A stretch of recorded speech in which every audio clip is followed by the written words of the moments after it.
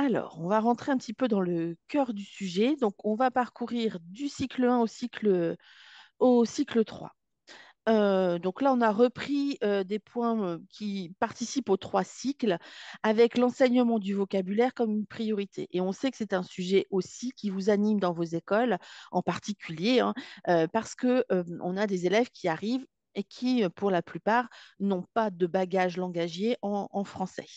On a aussi sur le geste d'écriture quelques éléments, mais bon, ça, on le reverra un peu plus précisément. Mais on a vraiment cet enseignement du vocabulaire qui va être transversal sur un certain nombre de choses et pas qu'au cycle 1, je dirais. Mm.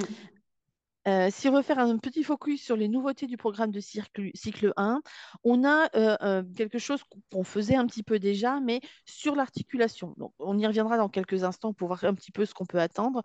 Mais articuler distinctement, c'est quelque chose qui n'était pas présent dans les précédents programmes, tout comme la notion de syntaxe dès la petite section.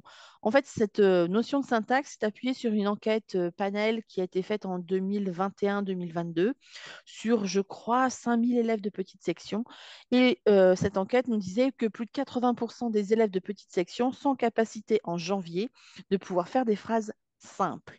Donc, c'est pour ça que dans ces programmes sont apparues la notion de syntaxe, parce que les élèves peuvent, la majorité le peuvent. Après, on a toujours ces 20 et quelques, enfin 20%, on va dire, je crois que ça devait être un petit peu moins, mais presque, d'élèves qui vont soit ne pas parler, soit être en grande difficulté. Mais pour les autres, on peut avoir cette exigence de formulation de phrases simples. On a un petit changement de titre. On aime beaucoup ça en maternelle. On passe du découvrir le principe alphabétique à acquérir les habiletés phonologiques et le principe alphabétique. Vous voyez, entre la découverte et l'acquisition, il y a quand même un pas en avant qui est très fort. Acquérir, ça veut dire qu'on attend à la fin de la grande section que les élèves aient acquis des habiletés phonologiques et acquis le principe phonologique. C'est possible. Alors, effectivement, il va y avoir des décalages entre les élèves, mais ils sont en capacité, la plupart des élèves, d'acquérir le principe alphabétique. De nombreux pays, on apprend la lecture dès l'âge de 5 ans. Alors qu'en France, c'est vrai que c'est un peu plus décalé, en tout cas dans les programmes français en tout cas. Mais là, on réaffirme la place de la maternelle, non pas comme une petite école élémentaire, mais vraiment comme une école maternelle qui va permettre aux élèves d'acquérir ces habiletés. Et un autre changement sur commencer à produire des écrits, à produire des Mm. premiers écrits. Oui, les élèves sont en capacité de produire des écrits dès la maternelle. Alors, avec différentes modalités, comme bien sûr la dictée à l'adulte, mais aussi les essais d'écriture. Les élèves, dès la moyenne section, en étant bien sûr accompagnés, et en grande section de manière quotidienne, sont en capacité de produire, alors, des écrits, soyons modestes, hein, ça va être au début une syllabe, simple, un mot simple, d'aller chercher dans les repères que l'on a autour de soi dans la classe, d'où l'importance des affichages, des mots qu'ils connaissent. Je ne sais pas, lundi, il y a plein de sons que je ne sais pas écrire, mais je sais que, par exemple, près du tableau, je vais avoir les étiquettes des jours de la semaine que je vais pouvoir utiliser pour écrire ce mot. Ça fait partie de la manière dont les élèves peuvent produire des premiers écrits. Et ils en sont capables. Je sais qu'Isabelle a aussi de l'éducation prioritaire, j'en ai eu dans une précédente circonscription, des élèves en mois de janvier en REP plus, avec un IPS très très bas, parce qu'il y a eu aussi tout un travail qui a été mené précédemment, étaient en capacité d'encoder des mots. Alors certains c'était des syllabes et d'autres des mots de 3 à 4 syllabes. Donc, et je peux vous garantir qu'un bon nombre n'étaient pas forcément. Alors, ils étaient tous nés en France, mais ils avaient leur famille qui n'était pas forcément née en France. Donc, j'en parle parce qu'il y a cette parallèle avec vos élèves qui peuvent avoir ce contexte allophone dans leur famille ou en arrivant dans vos écoles. Donc, c'est possible et les programmes le confirment. Les chercheurs sont très clairs sur ce point. Alors, sur la diapositive suivante, on voit donc deux éléments dont on a parlé un petit peu. donc le développement de la syntaxe pour enrichir bien sûr le vocabulaire et surtout avoir cette première approche de la grammaire. Vous savez, ces élèves qui parfois font des petites erreurs dans leur formulation de phrases, mais qui sont nécessaires pour continuer à apprendre. Donc certes, c'est une erreur, mais en même temps, il faut la valoriser tout simplement en reformulant la phrase de l'élève. Alors pas systématiquement non plus, ça vous savez le faire, mais il faut avoir cette idée que les élèves vous répondent le plus possible avec des phrases. Alors, je modère bien sûr avec des élèves de petite section. On a dit 80% à partir du mois de janvier, mais justement, leur donnant à voir des phrases, à entendre des phrases, cela va les aider à produire cela. Sur l'articulation, on attend justement à la fin du cycle qu'ils soient en capacité d'articuler les 36 phonèmes. Et je dis bien à la fin du cycle. Donc ça veut dire que les élèves, il va falloir leur laisser aussi du temps. Moi, j'ai parfois des enseignants qui s'inquiètent parce que, on va dire, on est au mois de janvier et on a un élève de petite section qui a encore des difficultés d'articulation. Pas de panique, l'orthophonie, c'est peut-être pas pour tout de suite.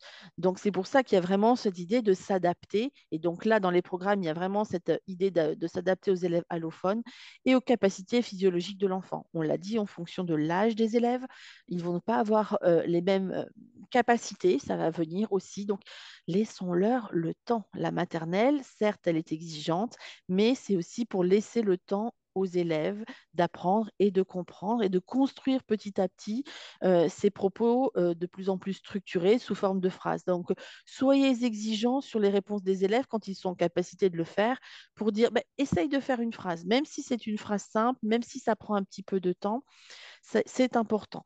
Et donc là, ça peut être important que ce soit vous qui le fassiez. Plus ils sont jeunes, plus la reformulation de l'enseignant est importante, mais la reformulation par l'élève ou par d'autres élèves peut aider cela. Si on veut justement faire un tout petit focus sur ce langage oral, ce qui est recommandé dans les programmes, c'est justement d'avoir des séances avec un objectif précis. Le bain de langage ne suffit pas pour apprendre une langue. Il faut des séances spécifiques, soit pour faire parler, et donc là, on va moins se focaliser sur comment dire, l'exigence de la langue. Les idées, c'est que ça, les élèves produisent. Mais à des moments, on va apprendre à parler. Et là, on va justement se concentrer sur des structures syntaxiques précises, sur un lexique précis qu'on va travailler avec les élèves. Alors, de différentes manières, on y reviendra dans la diapositive suivante, mais là, c'est vraiment l'idée de se dire, dans cette séance, quel est mon objectif? Alors, il y a des séances langage, mais je dirais que dans tous les domaines d'enseignement, quels qu'ils soient, vous allez avoir aussi des objectifs langagiers. Je suis en séance de motricité, je suis en séance sur la découverte du monde, etc. Quels sont les mots que je veux que mes élèves retiennent? Et les autres, c'est pas grave. C'est pas l'urgence pour l'instant, mais c'est vraiment important de se dire que ce n'est pas réservé qu'à une séance, on va dire, de langage spécifique. Petit focus sur les petits parleurs et les non-parleurs. C'est important de leur laisser du temps, d'accepter les silences, d'accepter les blancs, parce que vous savez que ces élèves ont parfois du mal à démarrer. Et alors, c'est vrai que c'est pas facile parce que la journée passe vite, mais si on ne leur laisse pas le temps, et même s'il y a au bout d'un moment, il y a pas forcément grand-chose qui sort, mais c'est bien, tu as essayé, écoute, la prochaine fois on recommencera et je suis sûre que tu arriveras. Ce qui peut être intéressant, c'est de leur laisser aussi la capacité de répéter ce qu'un copain vient juste de dire. C'est pas grave. Déjà, s'il est capable, un petit parleur ou un non-parleur, de répéter ce que le copain vient juste de dire, c'est déjà très bien. Petit à petit, il va aller plus loin, mais c'est déjà une étape. Non, non, mais ça a déjà été dit. Ben, oui, mais en même temps, chez un petit parleur, c'est déjà quelque chose de bien de pouvoir répéter. Ça veut dire que, un, il est capable de l'articuler correctement. Deux, il est capable de mémoriser tout ce qui a été dit et de le redire dans le bon sens. Donc, chez un petit parleur ou un non-parleur, c'est déjà très bien. Et c'est important aussi d'avoir des groupes hétérogènes parce que ces élèves-là, il faut leur donner à voir des modèles. Alors, le modèle que vous êtes en tant qu'enseignant, mais aussi le modèle de leur père pour les aider à progresser. Petit focus aussi sur l'articulation. Attention, alors l'articulation, on ne va pas faire des séances, on n'est pas orthophoniste, enfin en tout cas moi je ne le suis pas.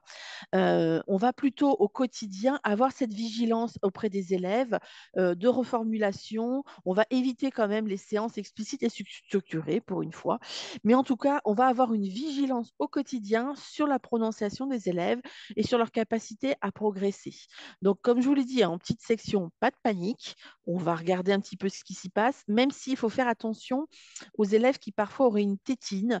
Et on sait qu'avec les tétines, le positionnement de la langue peut être problématique. On le voit sur certains sons où la langue va rester soit sur le bas du palais et plus rarement sur le haut, et ne va pas s'avancer sur le devant de la bouche parce que justement la tétine le bloque. Donc ça peut être un petit point de vigilance à avoir pour encourager les familles qui utiliseraient peut-être un petit peu trop, ou en tout cas qui laisseraient leurs enfants parler avec une tétine. L'idée, c'est pas de l'interdire parce que certains enfants peuvent en avoir besoin pour s'endormir ou autre, mais c'est qu'on ne parle pas avec une tétine. Donc, après, je ne sais pas quelle politique vous avez en maternelle dans vos écoles, mais moi, je n'ai pas de, va dire, de blocage là-dessus, au contraire, mais en parlant, non, on ne parle pas avec une tétine. Alors, sur le vocabulaire, non, c'est la diapositive d'après.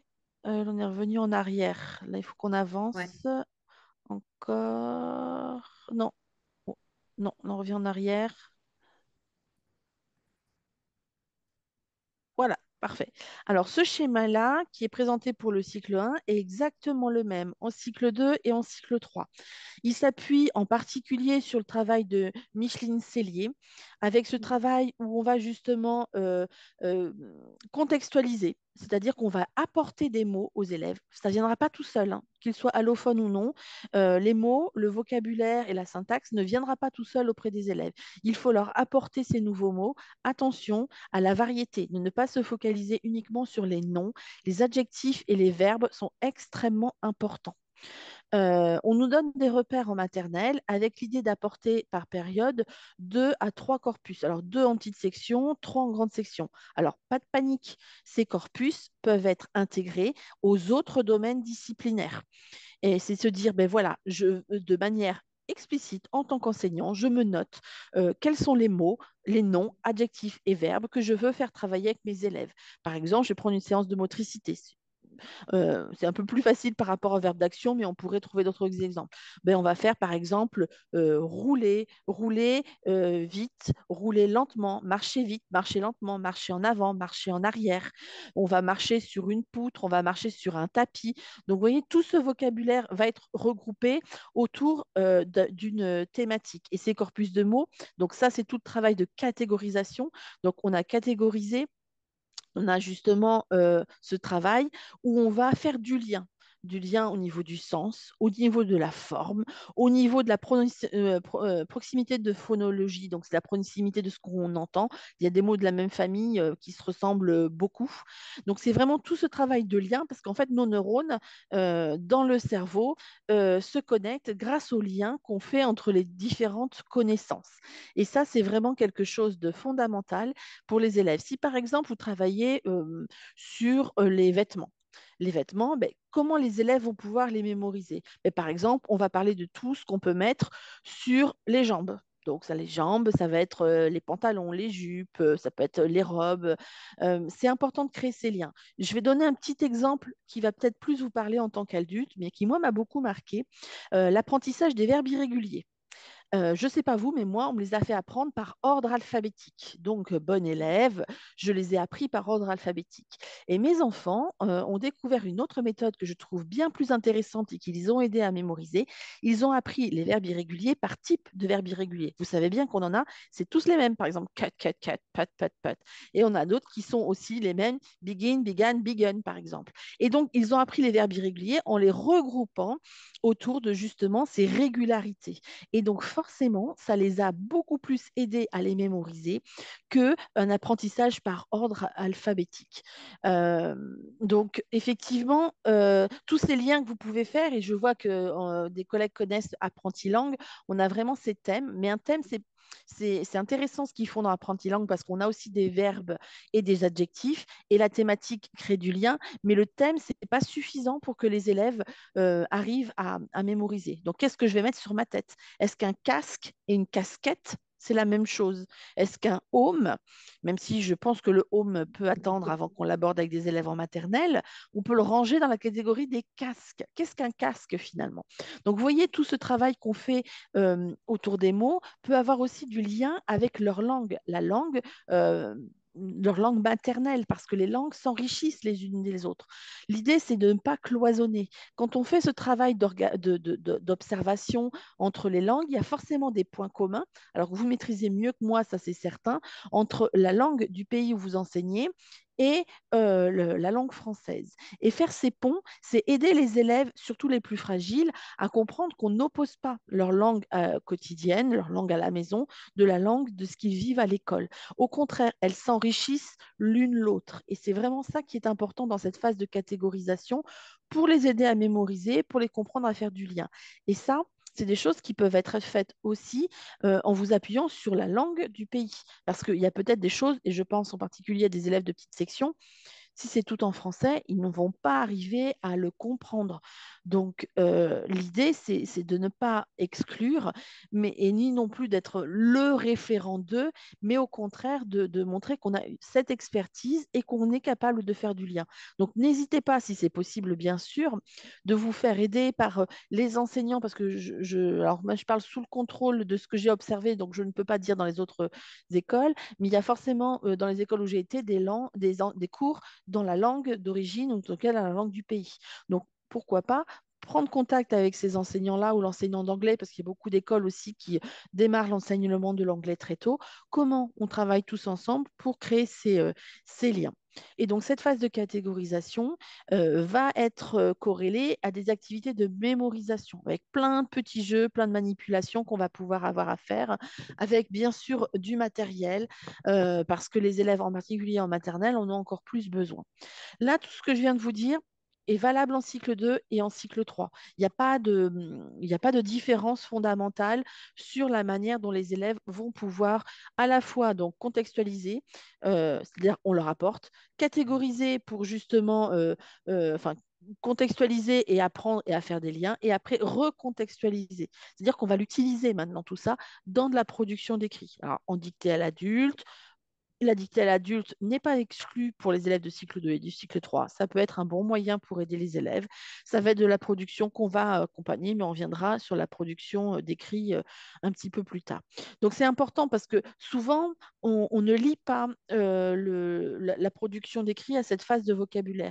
Et on dit, alors je l'ai entendu dans les écoles où j'ai été, mais je les entends aussi dans mes écoles en métropole, ah non, mais les élèves, ils n'ont pas de vocabulaire, ils savent pas, ils font des phrases simples alors qu'on a travaillé sur les phrases complexes. Je dirais que c'est malheureusement assez universel et ça montre justement la nécessité de faire ce lien avec l'enseignement du vocabulaire parce que ça ne vient pas tout seul, ça ne va pas plouc. Les structures syntaxiques et le vocabulaire ne va pas apparaître comme ça par magie. Les élèves ont besoin qu'on leur apporte cela. Et donc en maternelle, on recommande évidemment ce travail tous les jours et plusieurs fois par jour. Alors, ça peut prendre plusieurs modalités. L'idée, c'est pas forcément d'avoir systématiquement des séances, mais d'en avoir au moins une par jour. Et après, c'est toutes les activités d'entraînement et de catégorisation qui peuvent se faire au quotidien. Et après, on va avoir cette activité de contextualisation. Donc, je ne vais pas en parler plus parce que on pourrait passer beaucoup de temps, ne serait-ce que sur cette diapositive. Mais en tout cas, dans les programmes, sur l'acquisition du vocabulaire, comme ça a pu vous l'être dit en introduction, on voit que c'est vraiment quelque chose de fort. Et je vois le temps qui avance et je suis désolée, je suis trop bavarde. Donc sur la diapositive suivante, le passage de l'oral à écrit, se préparer à apprendre à lire. Donc non, c'est encore après. Non, là vous reculez. Ouais. Voilà. Donc là, on revoit des éléments bon, qui ne sont pas forcément une nouveauté, même si on les a nommés différemment, avec la découverte et la connaissance des lettres. Les évaluations nationales sont un très bon moyen de savoir où en sont vos élèves quand ils arrivent en CP. Et la découverte de différentes formes d'écrit, au moins une fois par jour, dès la petite section. C'est pas parce qu'ils ne sont pas en capacité de lire et d'écrire qu'il ne faut pas familiariser les élèves avec le monde de l'écrit, avec donc la lecture d'une histoire, d'un texte documentaire euh, varier voilà, les écrits, que ce soit en cycle 1, en cycle 2, cycle 3. Il n'y a pas qu'un type d'écrit et c'est important que les élèves puissent le voir. Donc, dans la petite flèche en dessous, on voit différents éléments sur l'espace, sur les modalités variées, mais on en a déjà un petit peu parlé, donc je ne vais pas forcément en parler beaucoup plus pour qu'on ait le temps de. Sur le geste graphique et la copie. Alors ça, c'est pareil, hein. L'entraînement au geste graphomoteur, c'est du cycle 1 au cycle 3. La recherche, et je citerai Denis Alamargo, a montré que les schémas, on va dire les schémas d'écriture s'installent à partir de l'âge de 9 ans, à partir du CE2 à peu près. Mais encore, il peut y avoir des décalages. Mais avant, les élèves ont besoin d'énormément d'entraînement. Donc, le geste graphique, attention, c'est dans tous les sens, avec la main droite et la main gauche. Ça peut être intéressant, même si ce n'est pas la main dominante, d'écrire et d'essayer de tracer des choses avec l'autre main. Ça permet de prendre conscience aussi d'un certain nombre de choses. Quand on est dans l'écriture, là, en revanche, on va être plus précis sur des contraintes spatiales et des normes à respecter. Et la copie, ça s'apprend. Ce n'est pas automatique. On voit des élèves, en particulier en CP, qui lèvent énormément de fois la tête, c'est-à-dire qu'ils copient lettre par lettre, parce qu'ils n'ont pas mémorisé encore les mots. Et donc, copier aide à apprendre à mémoriser les mots.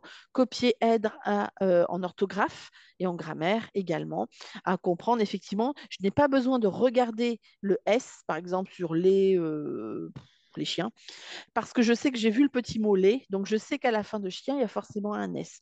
Donc vous voyez le lien entre copie et grammaire et orthographe. Donc ça s'apprend. Il y a des stratégies de copie qu'on va aider à apprendre aux élèves et je pense que jusqu'au cycle 3, c'est important de continuer à faire ce travail-là. Nous, il faut penser que sur les langues étrangères, les élèves ont des compétences en copie qui sont souvent inférieures à ce qu'ils peuvent faire dans leur langue maternelle. Donc, si on ne leur apprend pas, ça ne viendra pas non plus tout seul.